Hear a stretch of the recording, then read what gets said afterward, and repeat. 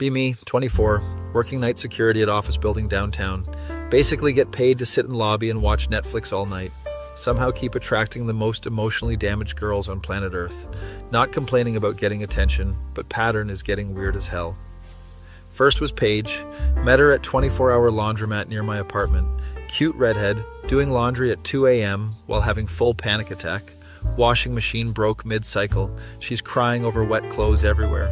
Offer to help her transfer stuff to working machine. She starts hyperventilating about how everything in her life is falling apart. Apparently lost her job that day, and boyfriend dumped her last week. Spend 2 hours listening to her entire life story while clothes spin. Exchange numbers because she seems genuinely sweet. Under all the chaos, we start dating after she calls me crying about job interview anxiety. She needs constant reassurance about literally everything in existence. Do you think I talked too much during dinner? Did that cashier seem annoyed when I asked about the return policy? What if my coworkers think I'm stupid? Are you sure you want to keep dating someone this anxious? Every conversation becomes therapy session about her latest worry. Can't watch movies without her analyzing characters' relationship dynamics. Grocery shopping takes 3 hours because she second-guesses every purchase. What if I buy the wrong cereal and you think I have bad taste? Start carrying around her anxiety medication just in case she forgets it. 6 months of being her emotional support human before I completely burn out. She finally starts seeing actual therapist after having panic attack at my work. Therapist immediately tells her she's using me as coping mechanism. Paige decides she needs to work on herself and can't handle relationship. Breaks up with me via voicemail while I'm doing security rounds. You deserve someone who isn't a complete disaster, she says through tears. 3 months later, meet Autumn at gas station at 3 a.m. buying energy drinks. She's crying in her car after filling up tank, windows fogged from tears. Knock on window to check if she needs help. She rolls it down, sniffling. Just broke up with her boyfriend after catching him messaging other girls. All men are lying cheaters, she declares while mascara runs down face. Offer to buy her coffee from gas station to talk somewhere warmer. She immediately launches into detailed history of every guy who hurt her. Tells me about daddy issues and trust problems within the first 30 minutes. We start texting daily. She sends paragraphs analyzing every male interaction. The barista at Starbucks smiled at me. Do you think he was flirting? My Uber driver was quiet, probably thinks I'm ugly. Why did you take 20 minutes to respond? Are you losing interest? Every text requires careful analysis to avoid triggering her abandonment fears. We start dating officially. After a month of constant communication, she warns me she has trust issues, which is understatement of century. Screenshots my text conversations to analyze with her friends. Checks my phone when I'm in bathroom to look for evidence of cheating. Follows my female coworkers on social media to monitor their interactions with me. Creates fake dating profiles to test if I'll match with other women. 4 months of proving I'm not cheating before she has therapy. Breakthrough. Realizes she's been sabotaging relationships due to childhood trauma. Decides she needs time alone to work on trust issues properly. I'm too damaged for healthy relationship right now, she explains. Another girl choosing therapy over continuing to date me. Starting to think I attract broken women like magnet. 2 months later doing security rounds when girl approaches building entrance. She's locked out of her apartment upstairs. Roommate has her keys. Introduces herself as Sage while I call building manager for her. Immediately starts telling me about her recent breakup and depression. My ex said I was too needy and clingy, she explains unprompted. Now I can't sleep and I've lost 15 pounds from not eating. Building manager takes 2 hours to arrive. She talks entire time. Gives me detailed breakdown of her relationship timeline and where it went wrong. We exchange numbers after manager lets her back into building. She texts me daily novels about her emotional state and healing journey. Woke up crying again today. Tried to eat breakfast but just felt nauseous. Do you think I'll ever be able to trust someone again? My phone becomes her personal diary for processing breakup trauma. She's actually funny when not being consumed by depression. Sends memes about being emotional wreck that are genuinely hilarious. I'm like walking advertisement for therapy, she jokes. We start hanging out regularly, mostly late-night conversations. She's upfront about being in therapy, but still needs constant validation. My therapist says I have attachment issues. Apparently, I use relationships to avoid dealing with my feelings. Do you think that's true? Am I just using you for emotional support? 5 months of midnight therapy sessions disguised as dates. She makes genuine progress, starts eating regularly and sleeping better. You've been so patient with all my psychological garbage, she says. I think I'm finally ready for healthy relationship now. Breaks up with me next week via long email. I need to prove I can be happy alone first. You helped me heal, but now I need independence. Getting dumped for being supportive is becoming a ridiculous pattern. Friend points out that maybe I'm codependent without realizing it. You only date girls who desperately need you, he says. Healthy women probably don't give you same validation. Decide to take break from dating and figure out my own issues. 6 months later, working security when delivery girl. Shows up with late night food. She's bringing dinner to someone upstairs. We chat while she waits for elevator. Mentions she's new in town, just moved here for fresh start after rehab. Eating disorder recovery, she explains casually. Figured change of scenery might help with staying healthy. Here we go again with another damaged woman. But something's different about Willow. She doesn't dump trauma immediately. Asks about my job, seems genuinely interested in my boring security stories. We start talking whenever she delivers food to this building. She sets clear boundaries about communication from beginning. I can only text during certain hours because I'm working on phone addiction. Also, I'm not looking for a relationship right now, just friendship. Refreshing change from girls who want to be my girlfriend immediately. We hang out casually. She never makes me her therapist. I have actual professional for processing my issues, she says. Still has bad days, but handles them with healthy coping mechanisms. Doesn't expect me to fix her problems or validate every emotion. 8 months of actual friendship before anything romantic develops. She goes to therapy weekly. I start going too after she recommends it. We both work on our individual issues separately. When we finally start dating, it's a completely different experience. No constant crisis management or emotional breakdowns to handle. Can go places without her having panic attacks or analyzing everything. She has difficult days, but doesn't make them my responsibility. Thank you for not trying to rescue me, she says one evening. Most guys want to be the hero who saves the broken girl. You just let me handle my own stuff like an adult. Year later, we're still together, both still in therapy. Healthy relationship requires way less work than I expected. No walking on eggshells or constant reassurance needed. Can watch movies without discussing psychological implications for hours. Friend asks how I finally found stable girlfriend. Stopped looking for someone who needed fixing, I tell him. Still work security, still meet people during late night hours. A few weeks ago, girl approaches my desk looking upset. Clearly been crying, holding crumpled tissues. Excuse me, she says. You look like someone who understands people. I'm having relationship problems. Can you help me figure things out? Old me would have immediately offered to listen and give advice. New me recognizes this pattern from a mile away.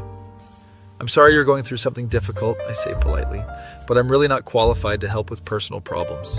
Have you thought about talking to a counselor or therapist? She looks confused, like no one's ever redirected her before. But you seem so caring and understanding. I just need someone to tell me what I should do. Give her information about local therapy resources instead. She leaves looking disappointed that I wouldn't volunteer as free therapist. Realize how much I've changed since starting my own therapy. Turns out I wasn't attracting girls who needed therapy. I was attracting girls who weren't getting professional help. The ones already in therapy make much better partners. They've learned communication skills and emotional regulation. Plus, they don't expect boyfriends to be their personal psychologists. My face when I learned difference between supporting and enabling, that feel when healthy relationships are actually easier than broken ones. BME26, pizza delivery driver for Mario's Pizza downtown. Been doing this job for 3 years, seen every type of degenerate imaginable. But there's this one customer, Trevor, who orders from us religiously. Every single Tuesday and Friday night, exact same order without fail. Large pepperoni pizza, extra cheese, 2 liter of Mountain Dew, garlic bread. Lives in this rundown apartment complex on Elm Street, Unit 4B. First time I delivered there, took 20 minutes to answer door, opens it wearing anime body pillowcase as makeshift cape. Oh, thank God the sustenance has arrived, he says dramatically. Tips me exactly $3.50 every single time. Never more, never less. Apartment smells like energy drinks and broken dreams. Can see multiple computer monitors glowing in background. Sounds of some MMO raid happening. People yelling through headset. Sorry bro, guild leader called emergency meeting, he explains. Closes door before I can even say thanks for the tip. Thought he was just another weird, neat customer at first. But after 6 months of regular deliveries, started noticing patterns. Always orders food during peak gaming hours, never wants to pause. Sometimes answers door in different anime cosplay outfits. One time dressed as Sailor Moon, another time as Naruto Ninja. Don't judge me, it's character building, he says without shame. Apartment always dark except for computer screen light. Glimpses inside reveal impressive gaming setup, worth more than my car. Multiple consoles, rare collectibles, wall covered in anime posters. Guy clearly has money but spends it all on gaming equipment. Starts recognizing my voice when I call about delivery. Oh hey, pizza bro, usual spot by the door, I'm in middle of raid. Never actually invites me inside, but we chat through a doorway. Tells me about his guild achievements and latest anime he's watching. Seems genuinely lonely despite having online friends. You're probably my most consistent real-life social interaction, he admits one night. Kind of sad when you think about it. After a year of deliveries, he starts adding personal requests. Can you grab me energy drinks from gas station? I'll pay extra. Store closes before my raid ends and I'm out of fuel. Start doing occasional favor runs because Guy tips decently. Pick up energy drinks, sometimes cigarettes, once emergency toilet paper. He always pays me back, plus generous tip for the trouble. You're like my connection to the outside world, he jokes. But it doesn't really sound like he's joking. Notice his appearance getting worse over time. Answers door looking more disheveled each visit. Hair greasy, clothes wrinkled, obvious he hasn't showered in days. Dark circles under eyes from staying up all night gaming. Been pulling all-nighters for this tournament, he explains. Starts happening more frequently, not just tournament-related. Guy is clearly deteriorating but seems happy, somehow. Always excited to see pizza. Arrive, treats it like major life event. Dude, you have no idea how perfect your timing is. Just hit level 80 and my hunger meter was getting critical. Talks about real life like it's video game mechanics. 18 months into regular deliveries and I'm genuinely worried. He's lost noticeable weight, looks pale and sickly. Apartment smells worse, can hear dishes piling up inside. You okay, man? You look rough, I ask during one delivery. Just been grinding hard for this expansion launch, he says. Sleeping is for people without raid schedules. Hands shaking slightly when he gives me money. Clearly running on pure caffeine and determination. Start bringing him free breadsticks sometimes, without him asking. You need to eat more than just pizza twice a week. He seems genuinely touched by small gesture. Most people think I'm just weird, shut and loser. But you actually care about my well-being, that's rare. Makes me realize how isolated this guy really is. Probably hasn't had a real friend in years. 2 years of deliveries, and he starts opening up more. Tells me about his job doing remote tech support. Works from home, so never has reason to leave apartment. Why go outside when everything I need gets delivered? Explains his daily routine of work, gaming, sleeping, repeat. Hasn't been on actual date in 4 years. Tried online dating, but girls don't appreciate my lifestyle. Shows me his dating profile on phone. It's disaster. All photos are him in cosplay or with gaming equipment. Bio says looking for player 2 in the game of life. No wonder he's single. Profile screams terminal virgin, but he seems content with his isolation most of the time. Real relationships are too much drama and grinding. At least my waifu never complains about my raid schedule. Points to anime body pillow, visible through doorway. Guy has completely given up on normal social interaction. One Friday night, he doesn't answer door when I deliver. Knock for 10 minutes. Can hear gaming sounds inside. Finally opens door looking frantic and panicked. Sorry, dude. Guild leader was having mental breakdown. Had to talk him out of quitting and disbanding guild. Realizes he just spent 2 hours counseling someone online while ignoring real person standing outside his door. Sometimes I think my online friends are more real than real life. Starting to understand his twisted perspective on relationships. He gets genuine emotional support from gaming community, but treats actual humans like NPCs or delivery mechanisms. 2.5 years of regular pizza runs and something changes. He starts asking more personal questions about my life. Do you like this job? Seems kind of dead end. Ever think about doing something more meaningful? Tells me he makes decent money from his remote work. Could probably help you get into tech support if you want. Better than driving pizza around all night. Genuinely trying to help me improve my situation. Guy who never leaves apartment, wants to help me escape service industry. Weirdest mentorship offer I've ever received. Start having longer conversations during deliveries. He asks about my goals, relationships, plans for future. Gives surprisingly good advice despite being social recluse. You seem like you have your life together compared to most people. Ironic coming from Guy who hasn't seen sunlight in months, but his perspective on life is oddly refreshing sometimes. No pretense or social games, just honest communication. 3 years into this routine and he drops bombshell news. This might be my last pizza order for a while. Getting evicted next month. Can't afford rent anymore. Apparently lost his remote job for missing too many video calls, was gaming during work hours and supervisor caught him. Probably should have prioritized better, he admits sadly. Asks if I know any cheap places to rent in area. Guy has no idea how real-world apartment hunting works. Offer to help him look at listings online during my break. Spend hour teaching him about security deposits and lease applications. Realizes he has no references except his former employer who fired him. Maybe I should have maintained some real-world connections. First time I've seen him show regret about his lifestyle choices.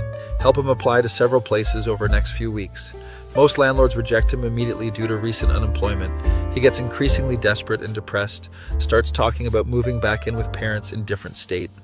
Probably means no more pizza deliveries from you. You're literally my best friend and I only know your first name. Hits me that I've become this guy's primary social connection through nothing but professional pizza delivery interactions. Last delivery before he moves out is genuinely emotional. He answers door looking cleaned up for first time in months, actually showered and wearing fresh clothes. Wanted to look respectable for our final pizza transaction. Hands me $50 tip instead of usual $3.50. Thanks for treating me like human being all these years. Most people just see weird shut-in loser when they look at me, but you always seem to actually care about my well-being. Tells me he's going to try being more social at his parents' house. Maybe join local gaming group or something. Need to practice talking to people in real life. We exchange phone numbers for first time ever. Promise to stay in touch even though he's moving states away. Watch him load his gaming equipment into moving truck next day. Apartment looks completely empty except for pizza boxes in corner. 6 months later, get random text from him. Got job at local computer repair shop, actually like working with people. Still game at night but have real life schedule now. Sends photo of himself at work, looks healthier and happier. Thanks for being friend when I didn't know I needed one. Year later. He texts me engagement photos. Met girl at local gaming convention. They bonded over anime. Turns out some girls do appreciate my lifestyle when it's balanced. She games too but also made me join hiking group. Photo shows him outdoors in actual sunlight, looking normal. Hard to believe it's same guy who used to answer door in Sailor Moon costume. Still delivers pizza to different weirdos every night, but none of them have become genuine friends like Trevor did. Sometimes wonder if other delivery drivers have similar experiences. How many lonely people are out there just wanting human connection, even if it's just brief interaction with pizza guy. Job taught me that everyone has story worth knowing, even the weirdest shut-in neat customers. My face when delivering pizza accidentally created lifelong friendship.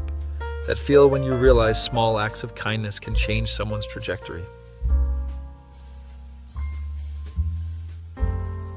Be me, 21, business major at community college, taking marketing class. Professor assigns group project worth 40% of grade. Need to create fake business plan and presentation for new product. Get randomly assigned to group with 3 other people I've never talked to. There's Connor, typical frat bro who wears backwards cap to every class. Madison, basic blonde girl who spends entire class on Instagram. And then there's this quiet girl named Ruby who sits in front row. She always brings color-coded notebooks and takes notes on everything. Professor gives us 6 weeks to complete project. Seems like plenty of time. First group meeting, Connor suggests we make business plan for energy drink. Bro, energy drinks are huge market right now, he says confidently. Madison agrees because she saw influencer promoting some brand online. Ruby quietly raises hand like we're still in elementary school. Has anyone researched if energy drink market is oversaturated? She asks. Connor dismisses her immediately. Nah bro, trust me, this will be epic. Ruby pulls out laptop and shows us 47 different energy drink brands. Market is completely saturated with established competitors, she explains. Has already researched market trends, consumer demographics, everything. Madison looks bored. Connor insists his idea is still good. Whatever, let's just do energy drinks. How hard can it be? He says. Ruby sighs and starts taking notes about our terrible decision. Second meeting supposed to divide up the work equally among all 4 members. Connor volunteers to handle the creative vision and big picture stuff. Translation. He wants to do nothing but take credit. Madison says she'll work on making it look pretty and presentable. Also translation. She'll change font colors and call it graphic design. I volunteer to research pricing strategies and financial projections. Ruby says she'll help with whatever needs to be done. Meeting ends with vague promises to have drafts ready next week. Next week comes, nobody has done anything except Ruby. She shows up with 20-page document outlining entire business plan, market analysis, target demographics, distribution strategies, everything. I got excited and maybe went a little overboard, she says apologetically. Meanwhile, Connor has contributed 0 words and Madison made logo in Microsoft Paint. I managed to find some generic pricing information from the Google. Ruby's section is graduate level quality. Rest of us look like kindergartners. Maybe we should focus on different product, Ruby suggests diplomatically. Shows research proving energy drink idea is doomed to fail. Connor gets defensive. My uncle owns a gym, so I know about energy drinks. Ruby politely presents 15-page market analysis proving him wrong. Madison suggests we just copy successful energy drink and change name. Ruby explains that's not how business innovation works. Third meeting, Connor doesn't show up at all. Text group. Chat had important frat stuff. You guys got this. Madison shows up 30 minutes late with Starbucks Frappuccino. Sorry, I was getting my nails done. Did I miss anything important? Ruby has completely restructured our entire project around sustainable water bottles. Found gap in market, calculated startup costs, designed marketing campaign. I took liberty of pivoting our concept, she explains nervously. Shows us professional quality presentation that would impress actual investors. Madison's contribution is still the same Microsoft Paint logo from 2 weeks ago. My contribution is pricing research that's now completely irrelevant. Ruby has essentially completed entire project by herself in 3 weeks. I can add your names to sections if you want to contribute ideas, she offers. Connor responds to group text with, sounds good, bro, whatever you think. Madison asks if she needs to do anything else. I feel guilty but also relieved that Ruby is carrying entire team. Fourth meeting, Connor actually shows up but immediately starts complaining. This water bottle thing is boring. Nobody will care about sustainability. Ruby calmly presents consumer research showing environmental consciousness trending. Connor argues with her, despite having done 0 research himself. My gut feeling says energy drinks are better, he insists. Ruby shows him projected profit margins for both products. Water bottles would make 300% more profit in first year. Connor still refuses to admit he was wrong about energy drinks. Madison agrees with whoever spoke most recently. Yeah, Connor's right, but also Ruby makes good points, she says. I suggest we go with Ruby's water bottle idea since she did all work. Connor gets angry that we're not using his creative vision. Storms out of library study room, muttering about groupthink. Fifth meeting, Connor boycotts entirely out of spite. Madison shows up just to complain about how much work this project is. Like, why can't we just do something simple, she whines. Ruby has now created financial projections, marketing budget, supply chain analysis, presentation slides look like they belong in Fortune 500 boardroom. I may have gotten a bit carried away again, Ruby admits sheepishly. Her bit carried away is more work than I've done an entire semester. Madison asks if her logo is still being used. Ruby gently explains she hired actual graphic designer for professional branding. But your initial concept was very inspirational, Ruby lies kindly. I realize I've contributed almost nothing to this project. Ruby notices my guilt and assigns me small research tasks. Could you verify these statistics about plastic waste? She asks. Gives me busy work, so I feel included in project I've barely helped with. Sixth meeting is day before presentation. Connor finally shows up. So what do I need to know for tomorrow? He asks casually. Ruby hands him detailed script with his speaking parts. Highlighted, has prepared backup slides in case any of us mess up our sections. Connor skims script for 5 minutes. Yeah, I got this. Seems easy. Madison practices her 2-minute section about logo design for an hour. Keeps forgetting basic details about our product. Ruby knows entire presentation by heart and could give it blindfolded. I practice my 3 minutes about market research. Ruby actually did feel like fraud reading facts I didn't discover myself. Day of presentation arrives. Connor shows up wearing same backwards cap. Madison spent 2 hours on makeup but didn't review her notes. Ruby arrives early with backup presentation on 3 different devices. We're presenting to class of 30 students plus professor. Connor goes first, immediately starts improvising off script. Begins talking about energy drinks despite our project being water bottles. Class looks confused, professor raises eyebrow. Ruby smoothly transitions and corrects course without embarrassing him. Madison reads directly from note cards in monotone voice, mispronounces sustainability as sustainability twice. I stumble through my section about market research. Ruby presents for 15 minutes with perfect confidence and expertise, answers every question from professor with detailed explanations. Class actually seems impressed and engaged during her sections. Presentation ends, professor nods approvingly. Very thorough research and professional quality analysis, he says. Connor immediately takes credit. Thanks, bro, we worked really hard. Madison agrees. It was like so much work, but totally worth it. Ruby says nothing, just smiles politely. Week later, grades are posted. We got A- on project. Connor brags to everyone about his successful group leadership. Madison posts on social media about acing her marketing project. I know I don't deserve the grade, but Ruby never calls anyone out. Approach her after class to thank her for carrying entire team. Oh, it wasn't that much extra work, she lies diplomatically. Besides, everyone contributed in their own way. Realize she's being kind to protect our egos and reputations. Ask if she wants to be partners for next group assignment. That would be nice, she says with genuine smile. Next project gets assigned. Connor and Madison assume I'll group with them again. Nah, I'm working with Ruby this time, I tell them. Connor acts betrayed. Bro, what about team loyalty? Madison seems confused why anyone would choose the boring girl. End up doing actually collaborative project where I pull my weight. Ruby teaches me proper research methods and presentation skills. We both get A+ on second project through genuine teamwork. Connor and Madison's new group gets C-. Apparently nobody else wanted to do all the work for them. Connor complains that professor graded them unfairly. Madison posts about how group projects are stupid and unfair. Ruby transfers to four-year university next semester. With full scholarship, probably going to be a successful businesswoman while Connor sells insurance.